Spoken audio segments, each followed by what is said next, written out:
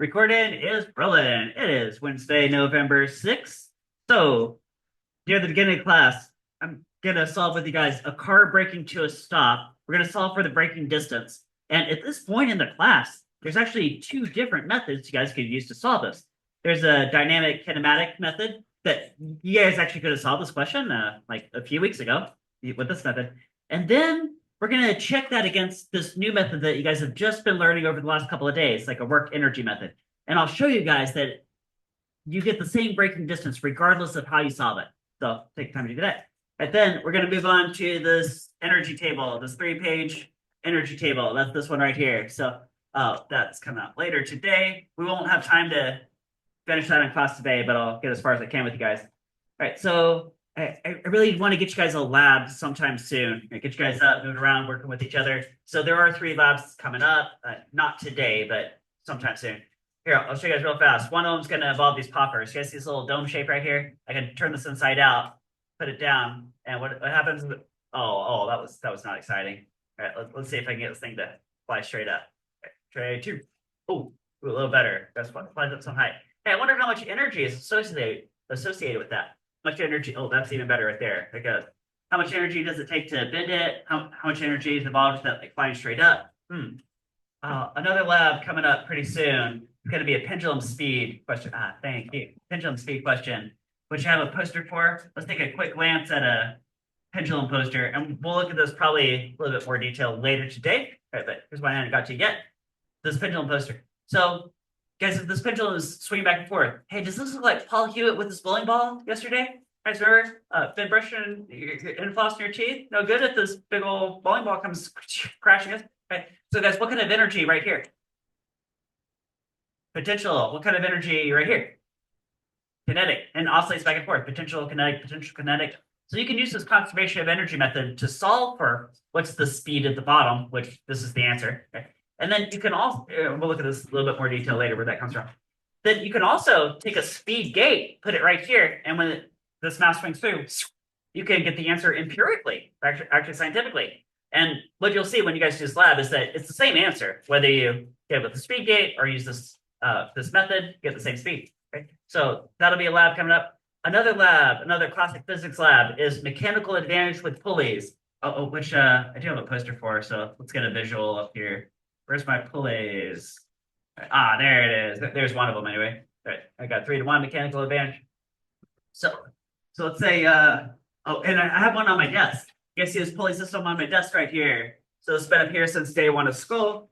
If I pull this up here, you see a light weight on one end and a heavy weight on the other end. You guys see a light and heavy? Guys, if I drop both of them, which one goes down and which one goes up? The light one pulls down and the heavy one pulls up. Whoa, that's weird. Whoa, how's the small one pulling down and it's lifting up the heavy one? Now, something you'll notice too, guys, look at the distances that they're moving. They're not the same distance either. I know one's up, one's down, but it's not the same distance either. Huh. Right. So, there's some way I can set up this pulley system is called a simple machine. There's some way you can create a machine so you can amplify your strength. How can you amplify your strength? So a little weak guy could like pick up a whole car if you wanted to. Right? That's a pulley system. So that'll be so there's 3 labs coming up. I'd really like to fit in at least one of those this week. And here's why, because I'm not going to see you guys for quite a while afterward. Okay, then AP for AP. So we got today. We're going to do today's stuff today. Then we got Thursday and Friday. Then, guys, is there school on Monday? No, because we got Veterans Day. So Veterans Day is Monday, so there's no school then. Right. Then Tuesday is also a weird day. So you guys know a test called FCLE is coming up. Florida Civics Literacy Exam, I think it's called FCLE. Right. Probably a lot of you guys are taking that. So I'm working on getting an Excel file to see where you're going to be testing if you're testing, because that question's been kind of right. But here's what I know so far is that my first 4 classes are being relocated because there's testing in this room. I'm going to be proctoring it for the first 4 classes. So that's going to be a weird day also. Okay. So that's coming up on Tuesday. That's Tuesday the 12th. Right. Relocations for my first 4 classes right there. All right. All right. So any questions so far before we dive into car brakes to stop? All right. So let's go back to the top here. Car brakes to stop. All right. Car brakes to stop right here. All right. You guys got your notebooks out, of course. Notebooks out. And we're going to solve this car brakes to a stop. Guys, in your notes, right? Car brakes to a stop. Right. You guys wrote car brakes to a stop. Right. And then beneath that, right, method 1, which is dynamics and kinematics. All right, so dynamics followed by kinematic motion. Right, so it's gonna be like a two-part process. Right, part for car brakes to stop. Right, so let's get a picture going here. Right, so got my little turtle car. I bet it has some mass. It probably has some initial velocity. I bet there's some coefficient of friction between the tires and the road so that it can brake to a full stop. Its final velocity is 0 meters per second after some braking distance. Call that braking distance D. Okay, guys get that? Okay. All right, I need 4 values to make to solve in terms of numbers. I'm going to go ahead and solve this puzzle in terms of numbers today, right? Like all the posters they give you guys are in terms of variables, but let's do some numbers. I need a mass of a car. I need a gravity field of a planet. I need hold on. I'm going to draw a free body diagram on that car later. So let me get this out of the way. Oops. That's not there yet. Slide this around. It's right there. All right. Slide this over here. Let's go. I need a mass of a car. I need a gravity field of a planet. I need initial velocity of the car. I need a coefficient of friction to make this work. Okay. All right. So how about Isabel? What mass of a car do you want to use? How many kilograms? 100 kilograms. All right. Got a little smart car whizzing around on the streets of Vera. Ian, what's your favorite gravity field? Huh? 10 meters per second squared. All right, 10 meters per second squared. All right. How about Ziriana? How fast do you want the car to initially be going?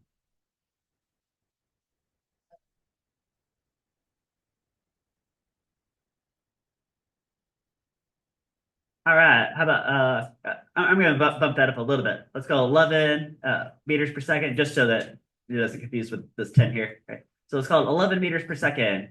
Okay. And Peyton, what do you want to use for coefficient of friction between the tires and the road?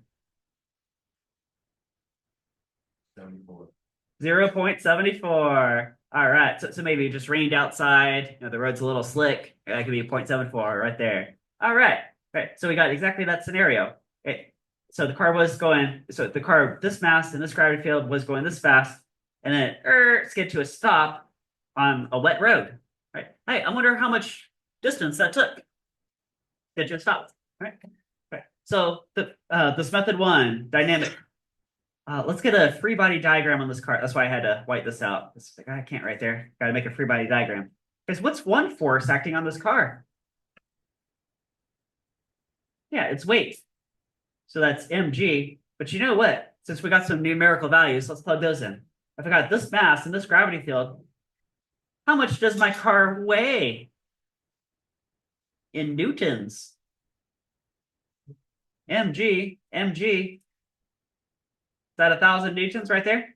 Yeah, it's 1,000 newtons. Okay. Oh, so what force is holding the car up? Yeah, normal force, which is equal to how many newtons?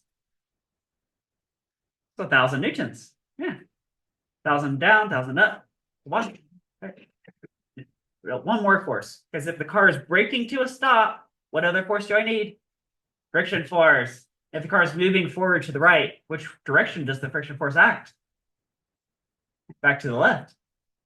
In fact, if I draw it exactly to scale, you guys see this 0.74 right here? Right. Could that be like 74% of the normal force?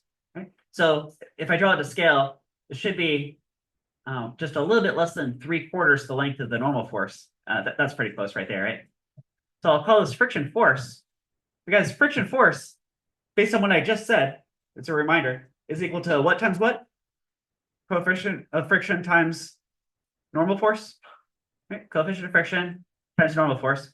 Now, this can either be kinetic friction if the car is skidding, or static friction if it has anti-lock braking and it's maxed out. That's okay. Either way, okay? You want to interpret that. All right. Oh, if mu is like 0.74, it's calculation time. 0.74. and normal force is 1,000 newtons. That means the friction force is 740 newtons. So we got a numerical value of 740 newtons friction force. Right? Guys got all that? All good. All good. All right. So great. We got these starting values to solve for something. Ultimately, our goal is what's the stopping distance. I made a free body diagram to label all of the forces. Now there's another part of this process. What is the next part of the process? What physics variable do I have to find next?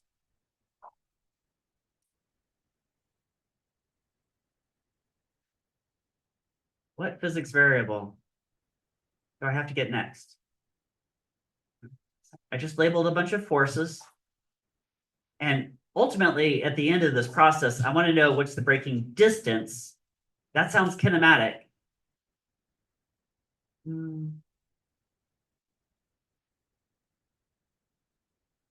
Because what one variable connects forces to motion? Acceleration. Aha, acceleration. Right? And how do you get there? By a very short formula. It goes how? Acceleration is equal to, it's a fraction. Force on mass, right? Force on mass. It's a net force acting on mass. Guys, that's called Newton's what? Newton's second law of motion, right? And I do have a poster for this too. It's, well, guys, here's car braking to a stop. Actually, we're just about to get this right here, right?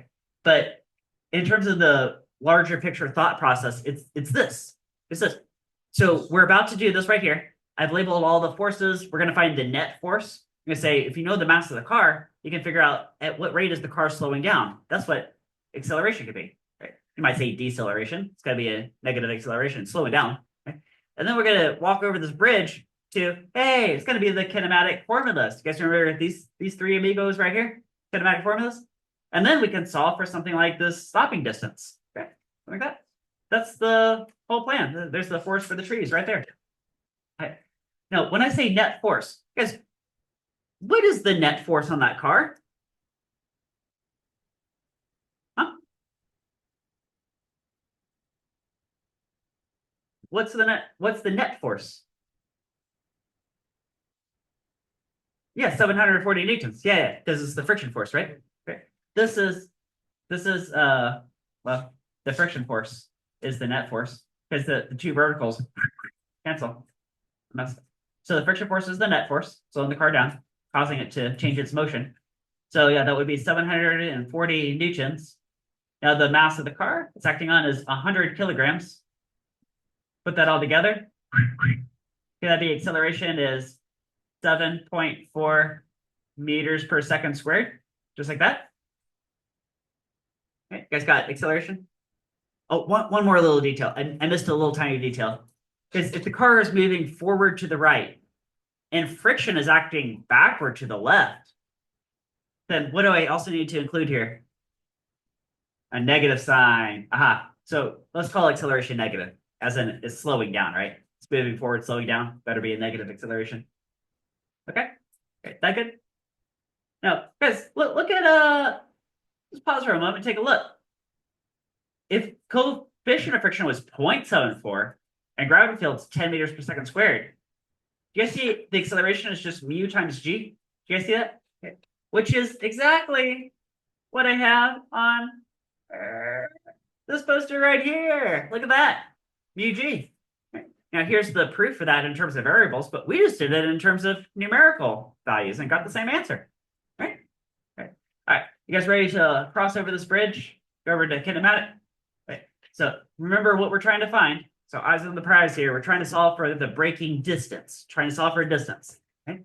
You know the initial velocity because that's right here, 11 meters per second. You know the final velocity. Car goes to a stop. You know the acceleration because we just found it, and you're trying to solve for the braking distance. Which one of those formulas does that fit into? The first, second, or the third? The third. That's right. The third one. Yeah. Right. Another hint I could have given you is that nobody brought a stopwatch. So I never told you anything about time, right? Okay. Yeah, definitely the third one. Let's do the third one. So continue this process here. Let's go final velocity squared equals initial velocity squared plus 2ax. That's straight from the page. Okay. And then now what? Oh, guys, what's the final velocity of the car equal to? 0, because it's breaking to a stop. Square that. Right, equals the car was going at 11 meters per second. Square that. Right. Plus 2 times. Now the acceleration was negative 7.4 meters per second squared. Okay. And in place of this generic x for displacement, I'm going to call d for the braking distance to match my picture. I'm solving for d. Just like that. All right, can you guys do the algebra and solve that? All right, guys, go ahead. For that, subtract negative.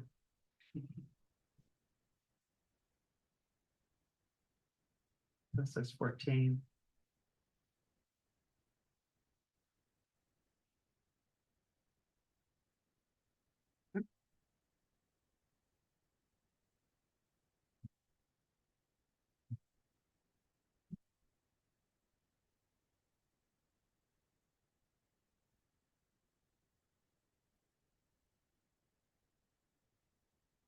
Are you guys getting what I got? Did I do that right? I'm going to double check my work, make sure I did that right.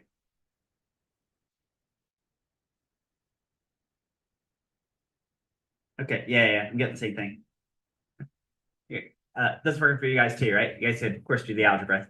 Okay. And so here's the number I was seeing on my screen. Right? Bunch of digits. Right? Now, realistically, this is way too precise. Because here's 8 meters.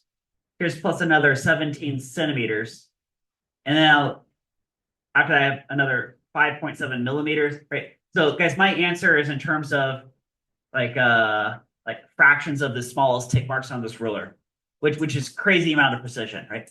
But the reason I'm keeping all that precision is because I want to show you that with this new method that we're about to do, that you guys have learned over the last couple of days, you get exactly the same answer. Okay, like down to the 10,000ths, whatever, how many digits you want to go. Okay, guys ready for that? Guys ready for a new method? All right, here we go. And guys, notice how much paper this took. This took like 2 full pages of paper, right? 2 full pages. Now, car breaks to a stop. Method 2. Method 2. We'll call this work energy. Work and energy. Right? You know what? That is something we actually set up yesterday. You guys might have these tables out because, well, you guys know we're going to look at this later. I went over 2 puzzles with you guys, and one of them was a car breaking to a stop. So we kind of have the setup ready to go. To review, we'll do an open system, the sum of energy initial minus work done by friction in this case gives you the sum of energy final. Because when the car was in motion, what type of energy did it have? Kinetic, right? And here's your checklist right here. And mostly focus on the gold boxes. I mean, there's only a few of them. They're really short formulas. You guys probably have a lot of these memorized by now, right? Okay. Oh, guys, what's the formula for kinetic energy?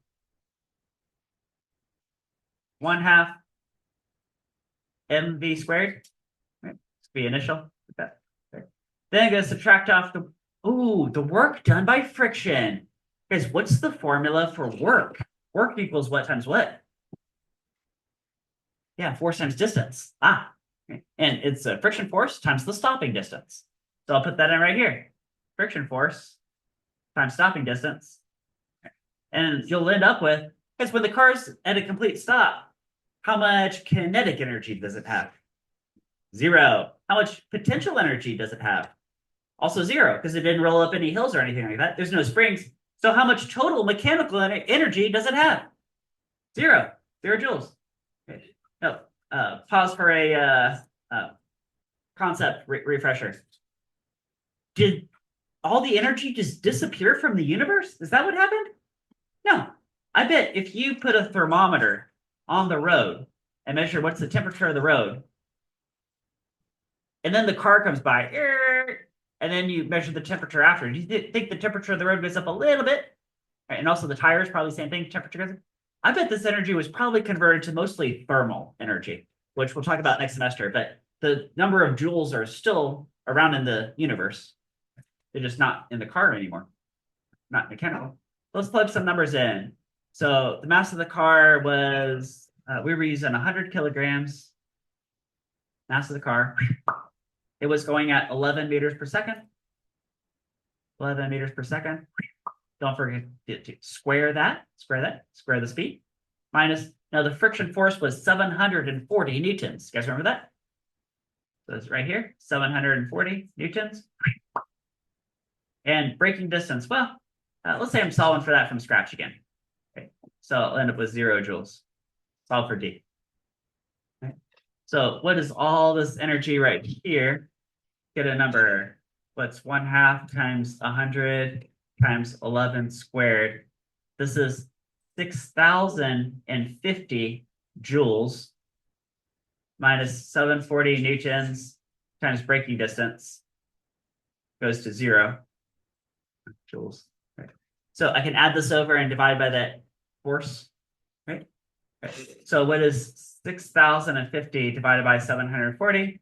Whoops. That is braking distance equals, say, oh, I'm saying a big old number on a long number on my screen, a bunch of digits, 8.175. At 7 it rounds to, that would be meters. So there's the braking distance of the car. Right. That all checks out so far, right? Right. But while you guys are finishing, write that down. So a quick recap. Okay. So this is method 2. Go back to that point. I have an open system. There's a external friction force acting on the car, slowing it down. The car started off with kinetic energy 1/2 mv squared. Friction force acted for some distance, hence taking energy out of the system. So it's like negative work. And the car ended up at rest on a level ground, so 0 joules of mechanical energy. Just plug the numbers in. Do a little algebra shuffle, and you can solve for the braking distance, and that's it. Hey, what was the braking distance we got before? You guys remember method 1?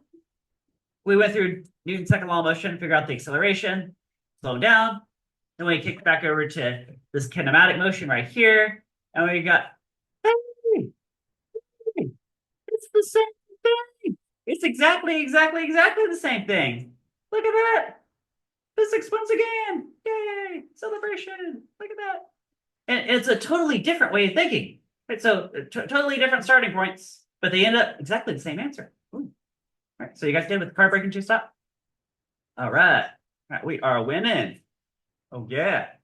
Right. All right, so next, I think we're ready for this energy table. It is energy table time. Energy table. All right, so got a couple finished yesterday. Let's go on to cannon fires a cannonball at some angle from a level ground.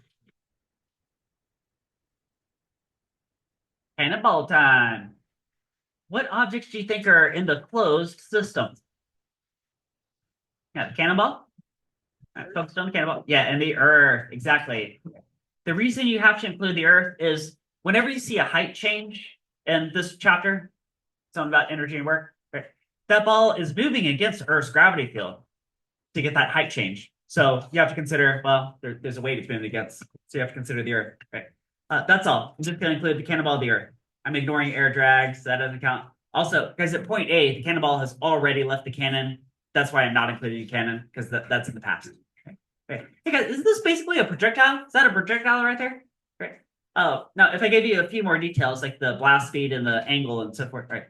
I could probably ask you a question, and you could go back to projectile days. You could say, well, it has this horizontal component of motion, has this vertical component of motion. They're playing off each other, figure out how much time, and then blah, blah, blah, blah, blah, blah, blah, blah, blah, blah. And then I can figure out something like how fast is it going at point B, right? But it would be like a long process. In fact, if it's not level up there, you might even Pythagorean theorem have to bring in, right? It'd probably take a lot of paper, right? Right. Or there's this new method we can think in terms of, we say, hey, if all you know is the height change, you don't even have to know, like what angle did you blast it at or anything like that. You can still get the answer, which is like way faster way of solving it, right? So, guys, what type of energy at point A? 1/2 mv squared. That's right, energy in motion. Because it's left the cannon barrel, so the blast is done. But it's moving really fast. So it has some 1/2 mv squared energy in motion. So that's this guy right here. Right. But we'll also call that basically ground level. That's why I put that dash line right there, ground level. Okay. Now, when it gets to point B, what type of energy does it have? Huh? Potential energy, MGH, because it had to find against Earth's gravity field. But hey, do you think it's still in motion? Which means it also has what type of energy? Also some kinetic. So there's a 1/2 mv squared, but it's the speed of point B, which is different than the speed of point A. Okay. Now, can I equate these two boxes? Say this energy, 1/2 mv squared on the left, is equal to this mix of energies on the right? Yeah, that's what conservation of energy is. Right? Just like that. See if you guys are following. Because which speed is the faster speed? Speed A or speed B? Speed A. Yeah, because it was really fast leaving the cannon, and as it goes upwardish, it's going slower and slower. Right? Makes sense. All right. What else got? Let's do a quick numerical example. Okay, suppose this cannonball blasted from the cannon with like 1,000 joules. You guys see 1,000 joules right here? Suppose it took 300 joules to get up to this height. How many joules are left over for speed? 700 joules. Or, well, I should say for kinetic energy, which you could solve for the speed then, right? So if I told you the mass of the cannonball, then you could solve for the speed.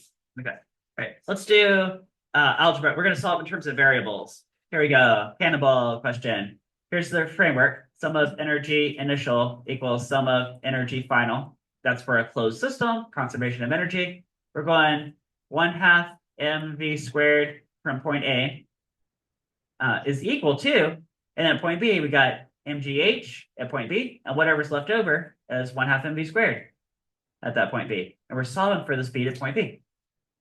Like that. Is that the setup right there? We just did. All right. Now, we're gonna solve in terms of variables. That's a good skill to have. Oh, how many different terms do I have mathematically? How many terms? 3. 1, 2, 3.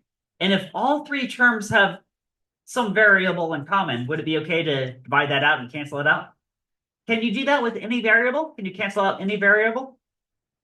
Which one? Yeah, the mass. Mass. I say divided by m, divided by m, divided by m. Mass could go away, right? Or you can make up any mass you wanted to, or if you left it in there, then it would eventually cancel out anyway, right? Hey guys, what that means is this.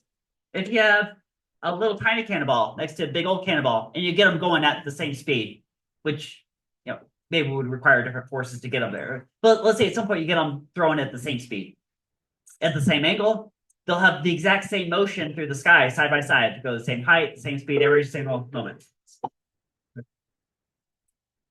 Which is definitely consistent with projectile motion, because in projectile days, we never even talked about the mass. You guys remember that too? Yeah, I think it's consistent there. All right, so next thing, can I multiply everything by 2? Multiply everything by 2, just to get rid of that fraction. That would look like this. VA squared equals, here, I'm gonna intentionally make a mistake. See if you guys catch what I just did wrong. Guys, what did I write that's wrong? Yeah, I forgot to multiply this guy by 2. Yeah. I have to multiply that by 2 also, right? Because whatever you do to one term, you have to do to all the terms. So divide the mass out, multiply by 2, boing, boing, boing. Okay? Right? True? Is that okay? I multiplied everything by 2, right? All 3 terms. Okay, next step. What should I do next algebraically? Subtract off the 2gh. So subtract that over. I'll swap both sides while I'm at it. So VB squared is now equal to VA squared minus the 2gh, because I just subtract that over. Okay. That's right. All good. All good. All right. Hey guys, what's the very last algebra step? Square root. Yeah. So the speed of point B is, okay, it's going to be a big old square root Guys, make sure your square root is long enough to cover the entire inside expression. Taking the square root of this whole thing here. I got the blast speed squared minus 2gh. That's all underneath that radical. Right? You guys didn't stop your radical like up there. I'm gonna stop it right there. No, you guys did the whole square root. The whole square root. Okay. That right there could be the speed of the cannonball at point B. Okay. Notice, again, just to reiterate this point, you could have solved this with projectile motion, but it would have taken a lot more paper and a lot more time. Notice I didn't say anything about sine or cosine of any angles. We didn't even have to touch any of that. We just skip straight to the answer, based on how high did the ball go. That's it. That's all we need. Okay. I want to point out something that here, guys. This is really common. Here, how about this? How about this? What if I do VB equals? I'm gonna put a little question mark here. You guys tell me if this is correct or not. You guys ready for this? Right. Oh, hey, do you guys see a square root of a VA squared? You guys say, oh, the square root of VA squared. Well, that must be VA. And then, okay, I've got a minus, and I still got the root 2gh. Okay, guys, is this also true? Yes or no? Who says no? Who says no? Who else says no? Who else says no? Ah, winner. That's wrong. No, you can't do that. Okay. Because you're taking if it's a sum or a difference of two things underneath the radical, you have to leave it exactly the way I boxed it in. All right. Now, guys, what if this was not a minus? What if this was a multiply? If this was multiply, would you be allowed to take the square root of the square? Yeah. If it's multiply or divide, that's okay. Right? But not if it's adding or subtracting. Adding or subtracting, you have to leave it like in this box. Okay. So this and this. If I gave you some numbers, if I gave you guys like the mass of the ball and the blast speed of the ball and the gravity of the earth and how high does it go, so you plugged in some numbers, these two expressions would give you different answers. And the one I marked out is wrong, and the one that's boxed in is the only correct answer. Okay, great. And I'm emphasizing that because students make that mistake every year. So that's a really common mistake, okay? Especially the first time you learn this. Okay, you guys good with the cannonball? Okay. Now I'm going to leave the table just for a few moments here. To show you guys a poster that we have not looked at quite yet in this class, or actually we looked at real briefly earlier today. You guys remember this pendulum poster? Right? That cannonball puzzle we just did is actually really, really similar to this poster. So let's walk through this poster and I'll show you guys why that ends up being the case. So here I got a pendulum with a string length L. You guys see L? Guys, is that length L right there the same as this length L right here? Is that the same L? Yeah, that's the same length. Right. Do you guys see a nice right triangle right here? Guys, look at this right triangle. Right. What is this leg of this right triangle equal to in terms of L and theta? L times what? Sine or cosine? Cosine. That's right. Because this leg is adjacent to that theta from the vertical. Right. So L cosine theta. If you're playing off this angle down here, it would have been sine, but this one is cosine, right? Okay, now why do I care so much about L cosine theta? Here's why. Because I really want to know what is this height difference. I know if I get this height difference, kind of like for the cannonball, I can solve this with conservation of energy real fast. Okay? So what is this height difference? This height difference is the full length L minus this leg of this triangle, L cosine theta.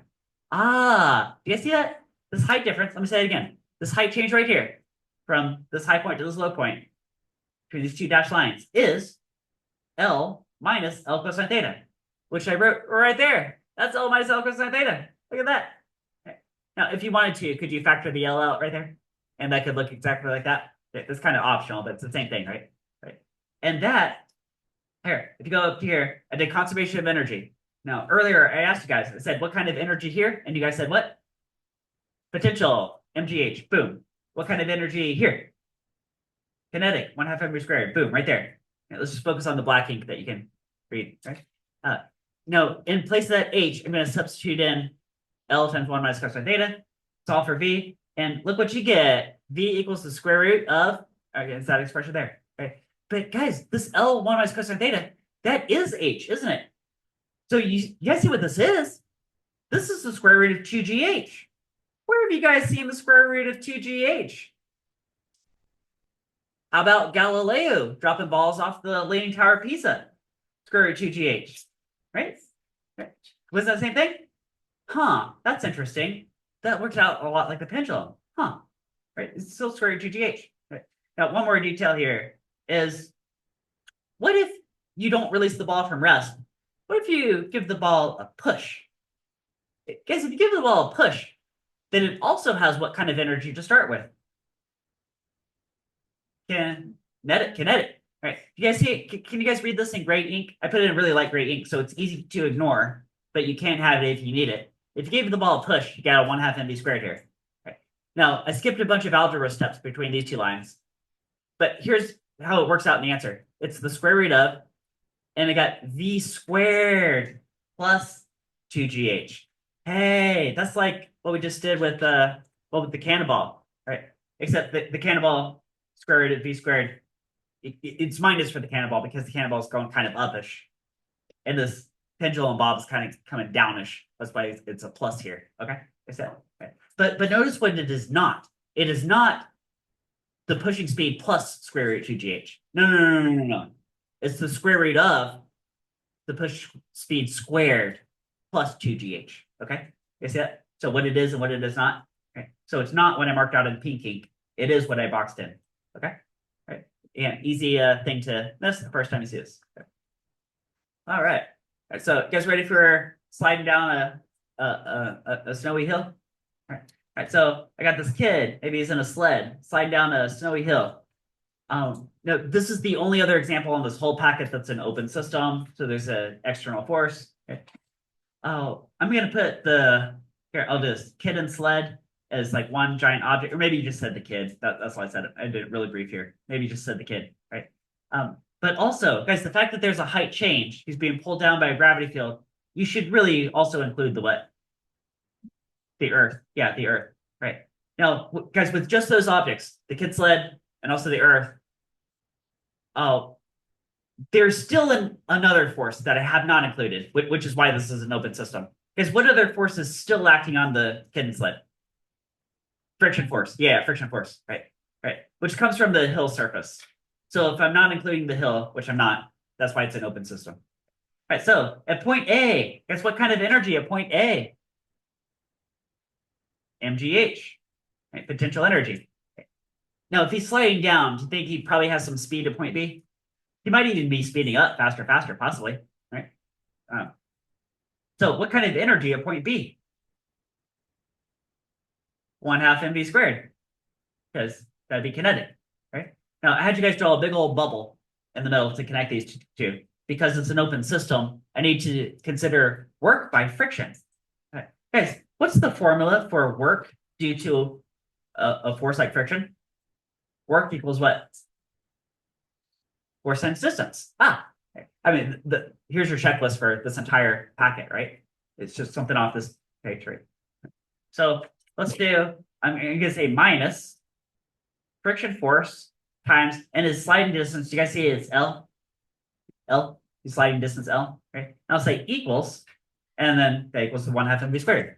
And so there's your open system right there. He starts with all gravitational potential energy. He's gonna, so minus work done by friction. That's friction times distance, and he ends up with some 1/2 mv squared at the bottom of the hill. So let's solve for what is that speed? All right, so need more paper. Get this going. So I got an open system. Energy initial minus work by friction gives you energy final. I had some mgh minus friction force times L. And I end up with some 1/2 mv squared at the bottom of the hill. And I'm solving for that v. So that's the setup, right? Okay. Right. Oh, now what? Okay. Ooh, could I multiply everything by 2?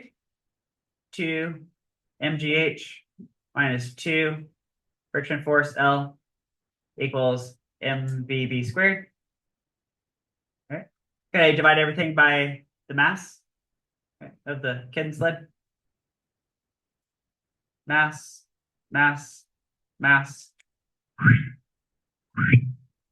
And then the last step is to take the square root. So the speed at the bottom it's a big old square root. And I got, hey, 2GH is underneath that square root. Man, that just keeps popping up over and over and over again, doesn't it? That's really interesting. All right, minus 2 friction force L over mass of the kid sled. Right. That could be the answer. That could work. Right. We'll go ahead and do one layer deeper. Right. So if you write that, that could be perfectly fine. Right. Because I want to consider this friction force compared to this mass and show you guys something interesting here. Guys, what's the formula for friction force again? Friction equals what times what? Coefficient of friction times normal force. Here, so it's like this. So friction force, it could be coefficient of friction times the normal force, especially if it's kinetic friction, which I think it would be in this case. Slide down. Right. And guys, the normal force on an incline is equal to what? Mg cosine theta. That's right. Mg cosine theta. Yeah. Okay. Can I take that and substitute it in for friction force? This whole expression right here? I'm about to do that. Let's do that right here. So VB equals square root, got a 2GH minus 2 mu mg cosine theta. Have an L. That's all over m. Oh, now what happens to the mass? Goes away. Basically, the mass goes away. Okay. Here's what that means. That means that this kid has a friend on a different sled right next to him on the same hill. Okay. Maybe one kid's a really big kid, another kid's a little tiny kid, and they're both sliding down. Are they both going to slide together side by side all the way down to the bottom? Yep. Because the mass at that point completely went away. I write this a little bigger. VB equals, it's a giant square root. I got a 2GH, right? And then minus 2 coefficient of friction, gravity field, cosine theta, L. All underneath that radical. Be like that. Okay, guys good? Oh, actually, there is one more thing I want to say about this. What if you let friction go to 0? There's something that interesting that comes out of this. Is what if that coefficient of friction is 0? What happens to this entire term right here? 0. Right. And what answer are you left with? Square root 2GH? Hey, is that like Galileo and right? Galileo? What the answer was square root 2GH. That was the crash speed. Crash speed is 2GH. So what I want you guys to see then, here's the connection. If you have an air hockey table with no friction, and you tip up the air hockey table, and the puck goes sliding down with no friction, the speed of that puck at the bottom is square root 2GH, exactly as if you had just dropped it straight down. It has the same crash speed at the bottom. Notice I did not say how much time it takes to reach the bottom. We haven't even been talking about time as a variable for a few days, right? But so it's going to take more time, in fact, to reach the bottom. But by the time it reaches the bottom, it's going to be going exactly the same speed as if you had just dropped it and went straight down. Ooh, pretty good. As long as there's no friction. All right, so that's pretty fun. All right, next one. Oh, look who's back. It's guys, this right here is a what system? Block. What else? Spring and earth. Block, spring, earth. Okay. The block, because we're focused on the block, it's changing speeds. So the block I care about. The spring, because initially that's where the energy was. I squashed that spring. That's where the energy came from. And spring. Earth, because there's a height change. So you have to lift this block against a gravity field. So you have to include the earth. Okay? Now, one more object you do not have to include is the track. Guys, is there a force from the track acting on the block? Yeah. No, I did say it's frictionless. So it's not a friction force. Guys, it's a what kind of force? Normal, right? Guys, if the block is sliding across the track, that normal force and the direction of motion are always what to each other? Perpendicular, right? Guys, if you have two perpendicular vectors, what's the dot product of two perpendicular vectors every time? 0. So does that track ever do any work on the block? No. No, right. So that's why I don't have to include the track. All right, it's a little technical point, but especially for my AP kids, I emphasize that if you take AP physics, that might be a question. All right. Energy at point A. So I squashed this block against the spring. Where was all the energy? In the spring. And what's the formula for that? 1/2 kx squared. That's right. That's right. Ooh, I'm so glad you did not say kx. Because if you said kx, that would be not an energy, but a force, right? So F equals kx. Energy is 1/2 kx squared. Ah, we're talking about that. Right? All right. But there's all the energy. By the time it gets to point B, what type of energy at point B? Huh? Yeah, gravitational potential, right? Had to lift it that height. So there's some MGH going on. MGH, right? You get to point B? Right. Here's what I'm thinking. You guys think it had to get around this loop? Probably had to get around the loop. Right. So if that's true, then it has to have some speed. Also, there's no friction on the track. So put those two facts together. It definitely has to have some speed at point B, which is what type of energy? Kinetic. 1/2 mv squared. So point B. Can I throw an equal sign between these two blocks? Yep. So that equals that, which I think looks familiar. Where have I seen that? Hey, that looks exactly like that one. Well, the equation does. The equation looks exactly the same, doesn't it? Same equation, right? And the track looks slightly different, but it's the same principle, isn't it? Yeah, same equation. Ooh. Okay. So let's set up that equation and go ahead and solve for the speed, point B. So let me shuffle some papers around here. Done with that one. Right, so here's what we got. Sum of energy at point A equals sum of energy at point B. The energy at point A was all 1/2 kx squared. The energy at point B was, well, it's a mix now. You got some MGH, took some energy to lift against gravity. Plus whatever's left over goes into 1/2 mv squared. Here, let me pause just for a moment to give you guys another type story with this. You guys know that Vieira Boulevard, the Vieira Boulevard diverging diamond that goes over I-95. You guys know that, right? So it's like that big tall hill. That big tall hill. If you guys are driving your car over that big hill, does your car want to slow down just by the fact that it's changing elevation? Right? That's kind of like this too, right? So however much energy you started with, some of that energy just goes to lifting the car, or in this case, a block. Same idea. All right, let's go ahead and solve for this V right here. Let's do that. Okay. Hey, guys, does the mass of the block cancel? Yes or no?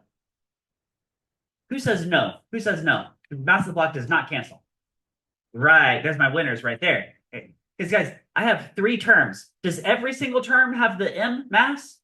No, this one doesn't. So the mass does not cancel. The mass of the block matters. Let me show you guys why else the mass of the block matters. I think it makes sense, intuitive sense. I'll show you guys why. Suppose it gets a little tiny mass, but it gets a spring. There you go. Pew! It's gonna fly around really fast, isn't it? Right. Now, what if I change the mass? It's my turn. And I put this guy. And there you go. So, and barely goes at all. Might not even make it around. That's definitely a different speed, isn't it? Yeah, I think the mass matters. The mass matters. All right, so the mass is not going to cancel out. Let's go ahead and solve in terms of variables. Subtract this over. Got 1/2 kx squared minus mgh is equal to 1/2 mv squared. Solve for v. Can I multiply both sides by 2 and divide by m? So times 2 over m times 2 over m times 2 over m, right? Times 2 over m all over the place.